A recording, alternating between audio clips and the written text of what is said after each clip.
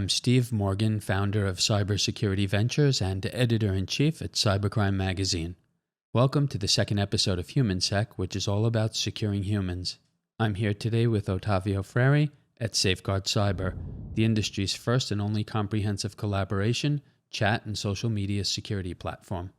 Also joining us is Alyssa Abdullah, PhD, also known as Dr. J, Deputy Chief Security Officer and Senior Vice President of Emerging Corporate Security Solutions at Mastercard.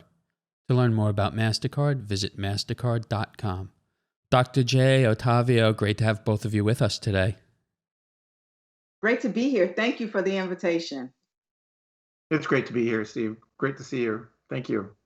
So we're here today to talk about social media collaboration tools and security, a very hot topic. Before we jump in, like the rest of the nation, people across the globe, I was just reading front page New York Times, cyber attack forces a shutdown of a top U.S. pipeline. It's in our Cybercrime feed today. Let me just read this quickly. And Otavio, I'd love to just get some quick thoughts from you before we jump in here today. One of the nation's largest pipelines, which carries refined gasoline and jet fuel from Texas up the East Coast to New York, was forced to shut down after being hit by a ransomware attack, in a vivid demonstration of the vulnerability of energy infrastructure to cyber attacks. We don't see a lot of cyber attacks of this magnitude. Otavio, what are you thinking? I agree with you, Steve. The question is, until what point are we going to let this progress? I mean, I don't know if you recall, end of last year, there was one attack after another of ransomware against a school system right here in Fairfax County, for example, was an example of a successful attack. Was seen against. Then there was another wave against hospitals, and now critical infrastructure, which some would argue, because Colonial Pipeline transfers 45% of oil and gas on the eastern seaboard, that it's the biggest cybersecurity attack on critical infrastructure in the United States.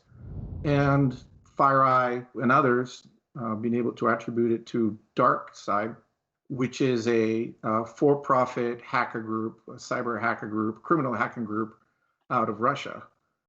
One could argue that it's not the Russian government, but they continue to operate within these countries. And it's not just Russia, it's China, it's Brazil, it's North Korea, where the local governments don't enforce just crime laws, and they can continue to operate.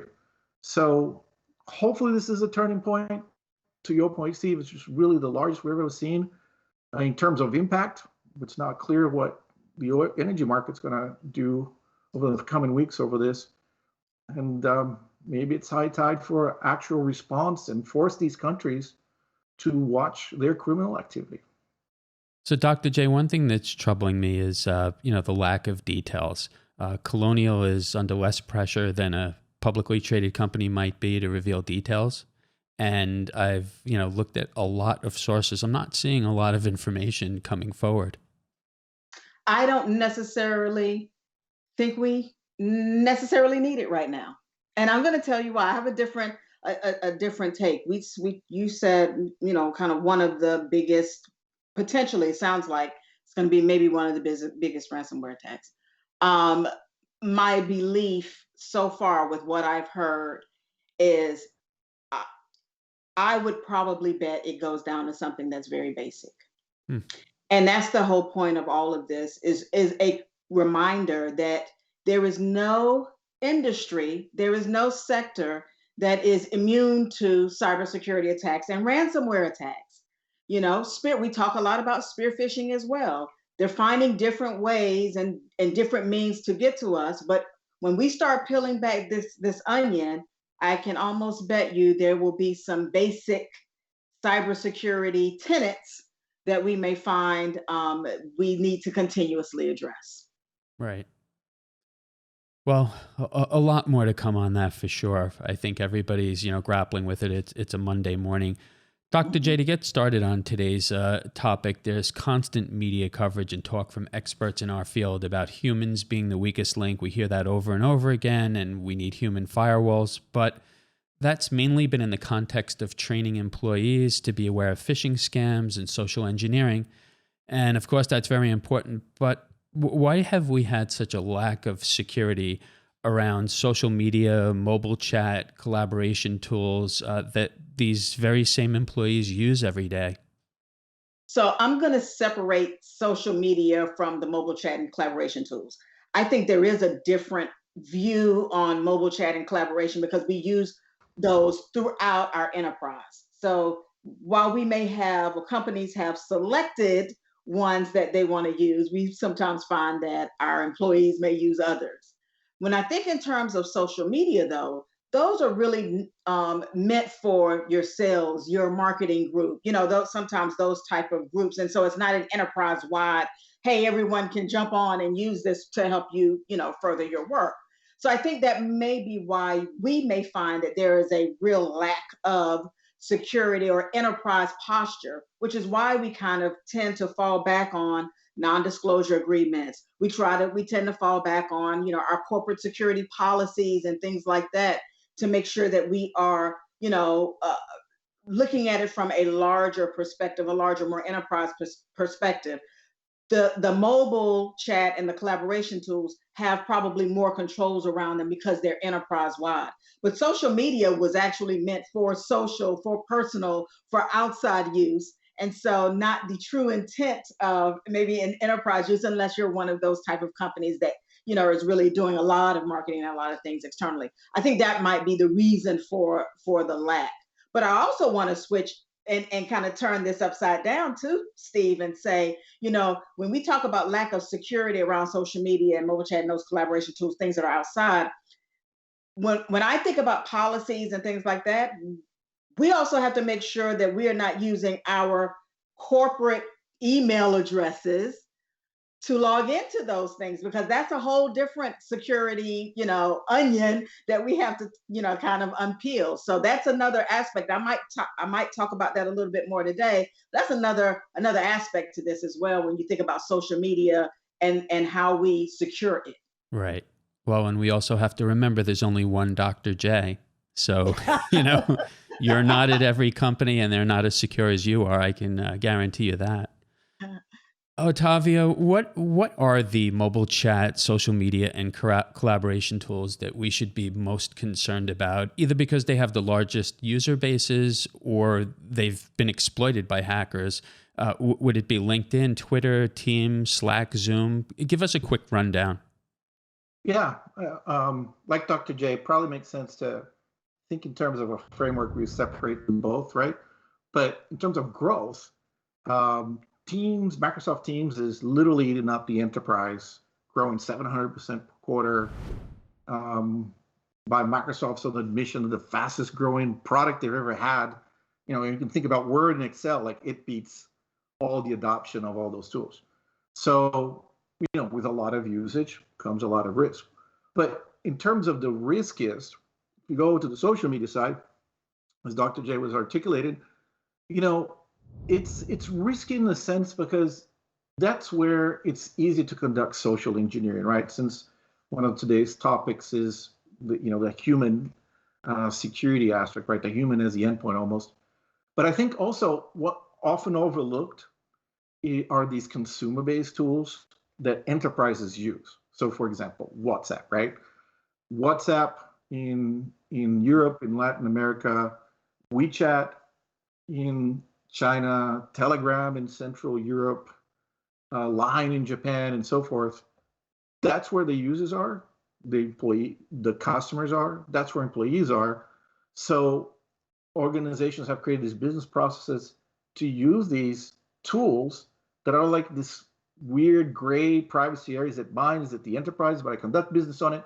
So it's strange, but the hackers know this and take advantage of this privacy gray area to ultimately breach the enterprise, such as we saw in Operation Sharpshooter or Pegasus and so forth. So, you have to think of them differently, and they bring to the table different concerns that the CISO has to take into consideration. So, Dr. J, you and I were chatting for a couple minutes before we got started today about, a lot of people working from home. How concerned are you, and not necessarily at Mastercard, but just the world at large? You talk to a lot of CISOs, and you're familiar, at Mastercard with the small to mid-sized business community as well. How concerned are you about employees using apps that either they shouldn't be using, or just using apps that aren't secure, along the lines of the ones that we touched on? So, very concerned. And I'm going to talk about this from two different areas. I'll split it in my mind in this way. One is application impersonation, and the other is user impersonation. I'm going to talk about user impersonation first. When Otavio was talking about the different social media and collaboration platforms, that's to me where user impersonation comes from. I can log in and I have you look me up on LinkedIn or on Twitter. You see I have all of these followers, right? And I pat myself on the back and say, yeah, I've got all these followers. I feel so good. But then there's user impersonation, right? Because I know for a fact that there is no integrity checks for the followers, right? And what I mean by that is I might have 5 Steve Morgans Right. that are following me. There's only one that is near and dear to my heart, but I might have 4 others who are impersonating the one that's near and dear to my heart. So that's user impersonation. That is really, really big across social media platforms. So that's one thing we have to really, really be careful about. When I think about application impersonation, what I am talking about from that perspective is if there's a lot of companies, and one of my biggest concerns right now is a lot of small businesses sometimes do this. Actually, large businesses do this too. But they may say, well, let me use and I'm just giving completely an example. Let me use my Gmail to authenticate into Facebook, or let me use my Gmail to authenticate into some other application. Well, once you do that, you're giving that application a token.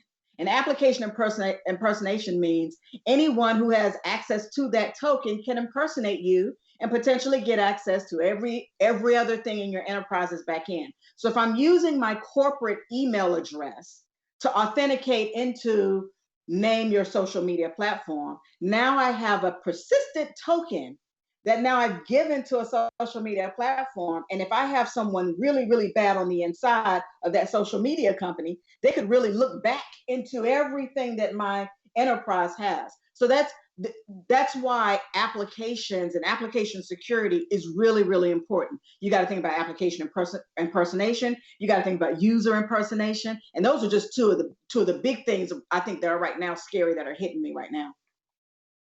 Otavio, let's try to bridge that to other CISOs, see if there's, some consensus. Your company conducted a very interesting survey about 600 senior enterprise IT and security professionals at companies that were between 100 million and $1 billion plus in revenue. Before I ask questions about that, what was the purpose of the survey? And did you personally, and did the company have a hypothesis before the survey? Yeah, we were trying to just ask from our customers some of these questions that we're wrestling here, right? Well, what are you using? What risks do you face, and so forth. The thesis was that things have changed very fast because of COVID. This was conducted, by the way, in October of 2020, which is now, we find ourselves in a different situation, but that's when it was conducted.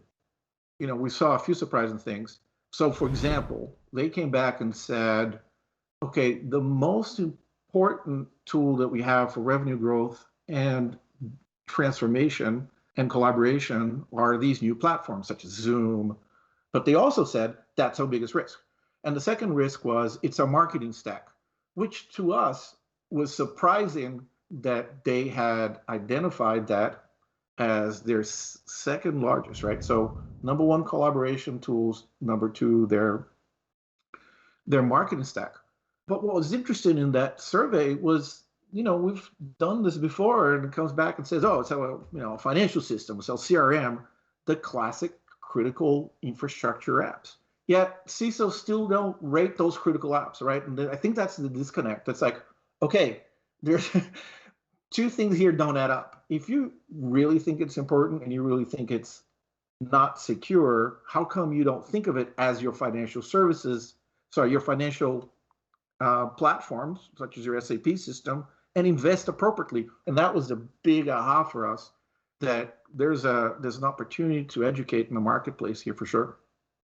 So, Dr. J, I know you see, a lot of market hype, a lot of material, as I do too. This particular survey was very, very well done. I read it a couple of times. Our staff looked through it. So it's definitely a credible survey. One of the things that came out was around 60% of the respondents said that collaboration platforms such as Teams and Slack represented the most risk insofar as their tech stack.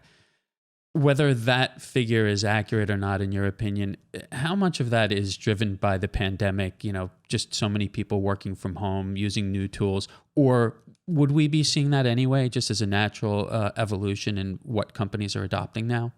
I think we're seeing it faster. We would have seen it anyway, but I think we're seeing it at a faster rate, right? And because what I mean by that is there's so much more sharing. We really, through people, maybe, there may have been companies that were kind of slow rolling and walking their way into a lot of the collaboration platforms. And when the pandemic hit, they had to really run or jump, their way into the collaboration platforms. But when you think about them creating or representing the most risk, I really think of that from the insider threat perspective in terms of the information sharing that goes on, and then how do you protect that? A lot of companies maybe weren't prepared for a data loss prevention, or making sure that you can put certain restrictions, right? The digital restrictions around certain pieces of data, whether you can prevent people from printing, prevent people from saving, prevent people from uploading, prevent people from copying.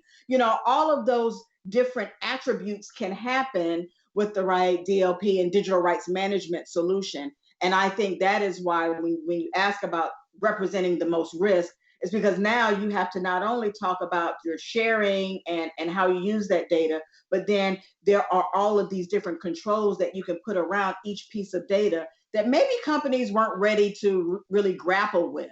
Now, digital rights management is going to be even more important especially when you think about collaboration platforms.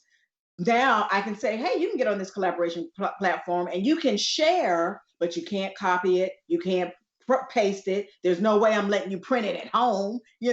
All of these different things now come into play. And that's going to be a bigger conversation, I think, as we keep moving along. Right. So we started off the conversation talking about the colonial pipeline, and now we're talking about, another threat. And I look at the survey, and it says that 18% of respondents, and these are leaders, I mean, we're talking about IT and security leaders, leadership positions, only 18% of them cite security as a board level concern. That really, really surprised me. What was your take on that, Otavio? I think the timing of the report is interesting, right? October of 2020. The board thinks in terms of growth and revenue and costs, right? As they should.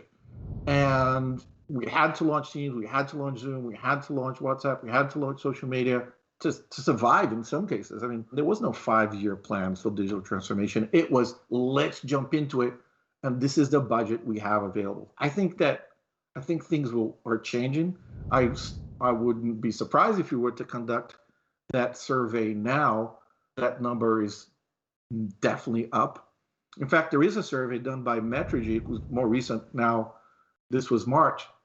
Companies that protected these channels from a security and compliance perspective actually were able to have high employee productivity and 25% growth, right?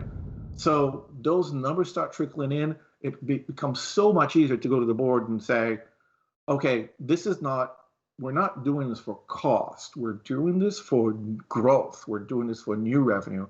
And that will change that 18% that was, very reactive, right, to where we were in the pandemic. Well, a lot of those security leaders and IT leaders could have been wrong, right? I mean, there may be 18% of them who view security as a board level concern. The actual number, insofar as how do CEOs and board members view it, could be altogether different. Hmm. So, Dr. J, I'd love you to chime in here. I could see your eyes lighting up when you heard that figure. I know in your world, you forced this, if it's not already there, as a board level issue. I was reading a report from Stanford University, and this was, I guess about 3 or 4 months ago. So the numbers certainly could have changed. But at that point, they estimated about 50% of the corporate workforce was working from home, and that's in the US. I'm not sure what it is internationally. And I'm thinking to myself, what CEO, what board member can't be thinking about security now? Whether Right. it's the CFO, exchanging messages with, remote employees. So what's your view on that? So, when I think about the 18% that you talked about, and the number that the 50%, that you just talked about just a few minutes ago, post pandemic or during pandemic, I would have to say, and I really stand true to this, there was no CISO that said, aha, there's this new thing we need to do because of the pandemic. No, these are all things that we had been already talking about. They were already in our roadmap. Maybe we weren't getting the support. Maybe they were kind of lower priority because there were higher priority technology challenges that maybe workforces were grappling with. But I would tend to think that if someone viewed it as not a board level topic, it's because it wasn't a new board level topic, that it was already part of the conversation. Boards and CEOs are already getting briefs on what is our risk, appetite, what is our risk posture, and how much are we able to consume. Those are now, this is not new anymore. Those are now brass tacks, standard conversations that are happening in the boardroom that I think all CEOs know have to happen in the boardroom. But it's not, I kind of go back and forth and say, what did cybersecurity professionals gain? And not being disrespectful to all of the pain that we suffered during the pandemic, but what did we gain out of this? Well, we gained a little more focus and a little more expediency towards some of the solutions that we were pushing. But it wasn't because those weren't already in our roadmap. A lot of those things were already in our roadmap, and they just kind of pushed it on along a little further. Otavio, let me ask you about another figure I saw in the survey. Around 52% of the respondents indicated the biggest security and compliance challenge is the use of unsanctioned apps. And I definitely want to get a definition of, exactly what that means. Their concern was data theft, malware, other concerns. But what exactly does unsanctioned mean? Yeah, I mean, you have to think in terms of that employee, right? They're at home, they want to get their job done, they want to get the job as fast as they can because they've got another thing to move on to. So I want to make the distinction that they're not unsanctioned as in the employee is rightly violating some sort of stated policy. It's not accounted for, right? I'll give you, for instance, take WhatsApp. If I was to send a customer an email, maybe sub 1% of emails actually get read. Just the reality I think we all realize when you're reaching out to a person you don't know. However, in WhatsApp, you send a WhatsApp communication, 40% are read. The security team is then stuck with this dynamic where they can't now impede business, especially when everyone is trying to just do their best working from home, or at the same time, just turn a blind eye because they have, as this attack surface has fragmented, just like email, these are all other means, to get into the corporate network, right? Someone's at home, it comes in, moves through the VPN into the enterprise perimeter as you use these unsanctioned apps. So, Dr. J, in the real world, Otavio is talking about the real world, but of course, he's coming at it from the standpoint of what they develop. You're familiar with a lot of CISOs, just a lot of organizations. So what do they do when suddenly something like Slack shows up or WhatsApp shows up, and it starts to bubble up and you have a large user base, but it's not necessarily sanctioned? Do you look to cut that out or do you look to secure that? So to me, it depends on the business case. There are many times where I look to cut it out. You could become a management nightmare trying to manage all of the different twists and turns of applications that are available to an enterprise.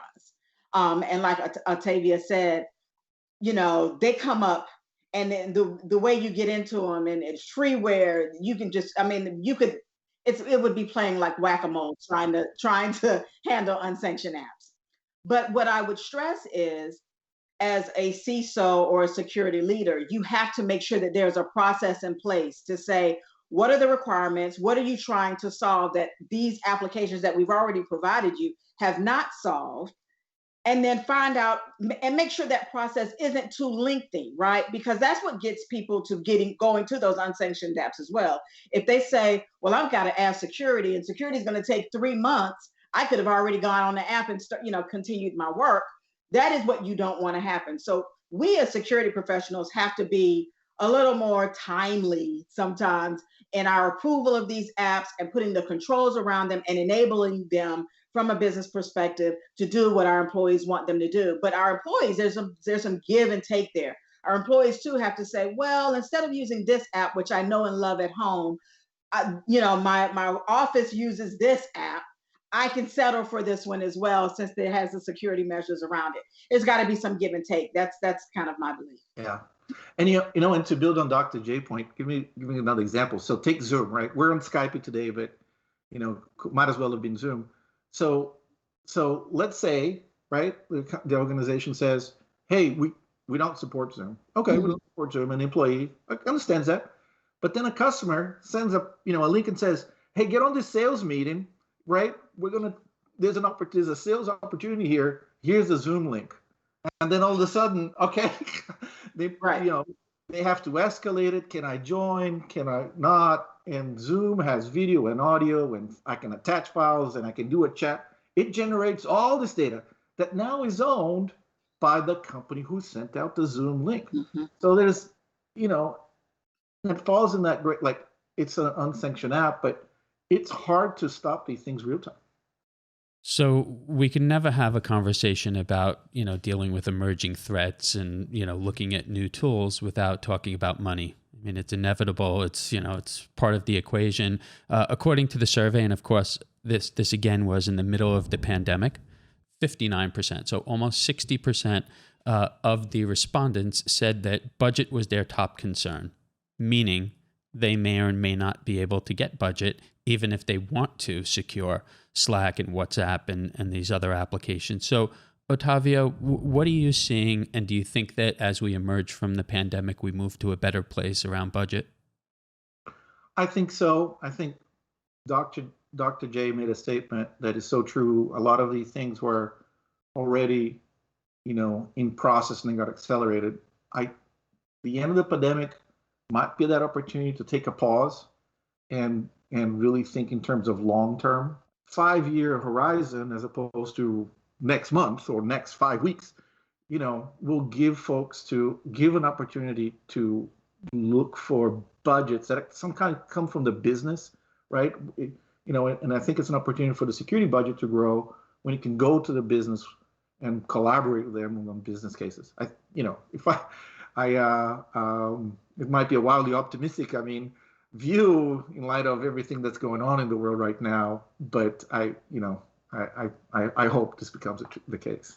So, Dr. J, if I asked you to show us a list of what you're responsible for, like, it definitely wouldn't fit in frame on screen. I know it's just like, gigantic, and you're a CISO for many, many years at numerous organizations. So, you know what all of the other CISOs are up against. In the context of all that, everything from, security awareness training to endpoint security, and the list goes on.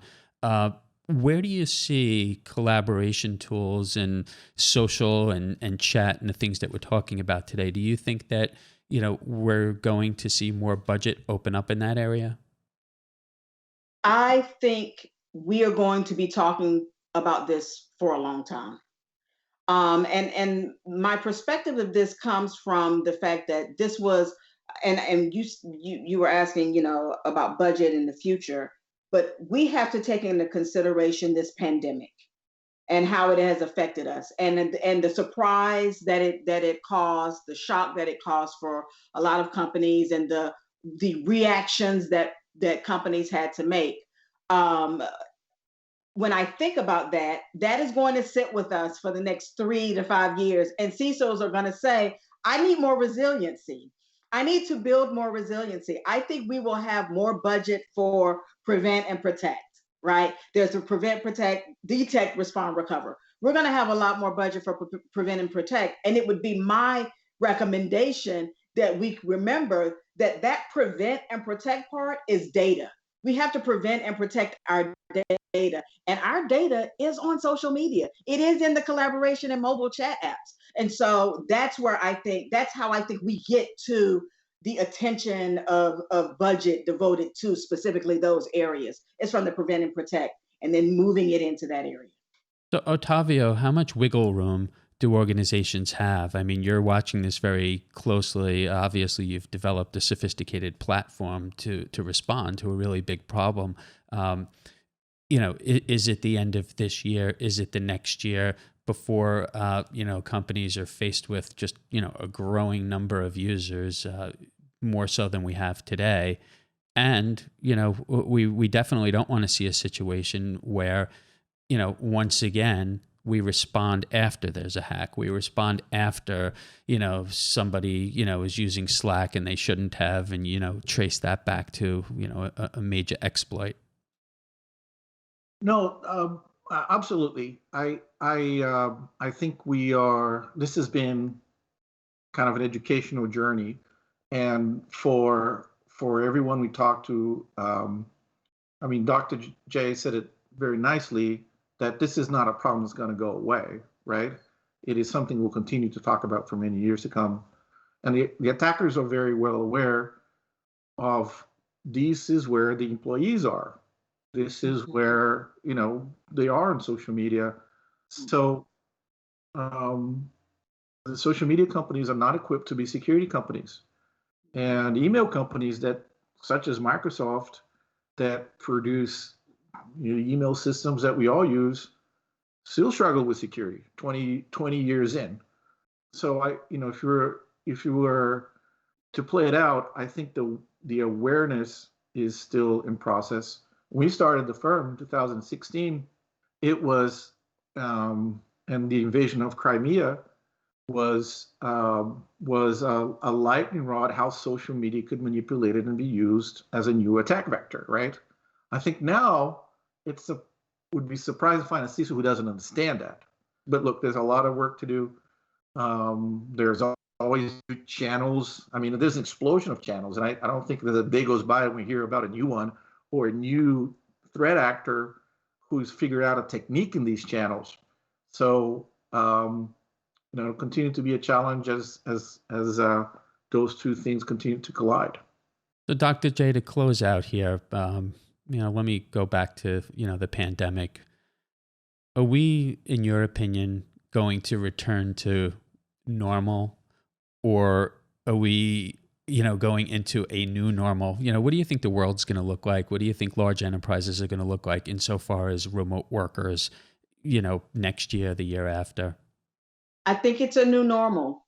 I don't see us going back. We will be going back saying, remember when?